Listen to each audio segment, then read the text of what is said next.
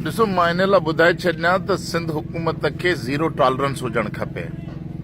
त जेको माण्हू स्कूल जे प्लॉट ते कब्ज़ो करे थो, बिल्डिंग ते कब्ज़ो करे थो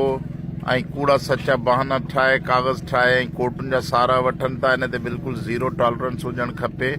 ऐं कोर्टुनि खे अहिड़ा केस एंटरटेन न करणु खपनि ऐं सरकार खे उन वक़्तु इहो आहे त जेको कब्ज़ेदार आहे उनखे हथकड़ी हणी जेल में हणे, केॾो बासर माण्हू हुजे।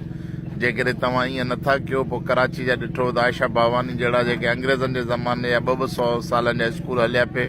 उन्हनि ते बिल्डर न अची जेको सो कूड़ा कागज़ ठाहे ऐं ताला हणी कब्ज़े जी कोशिशि कई आहे। सिंध मदरसे जी बिल्डिंग ते कब्ज़े जी कोशिशि कई अथनि। त अहिड़े तरीक़े सां जे हुकूमतूं इन बिल्डर माफ़िया ऐं लैंड माफ़िया जे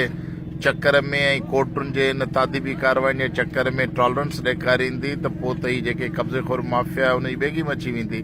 असां हूअं ई चऊं था त तालीम जो बेड़ो ॿुॾो पियो आहे। असांजो मुतालबो इहो आहे त 2 कमरनि वारा स्कूल कंहिं बंद ते, कंहिं वाज कंहिं कड़ ते ठाहिण जे बजाए स्कूल हिकिड़ो पंहिंजे माना माफ़ो में मुकमल बिल्डिंग हुजणु खपे,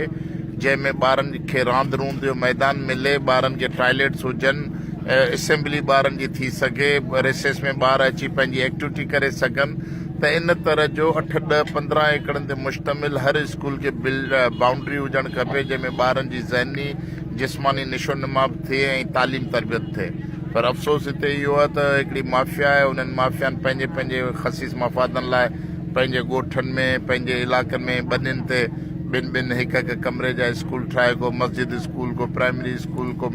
कहिड़े स्कूल जे नाले में बिल्डिंगूं ठाहे, ओताकूं ठाहे कब्ज़ा करे वेठा आहिनि। इन ते जेकॾहिं हुकूमत खे थोरो ज़िम्मेवार हूंदी, हया शर्म हूंदो त ज़ीरो टॉलरेंस ॾेखारे अहिड़नि कब्ज़ेखोरनि खे जेल में आयो वञे। Thank U.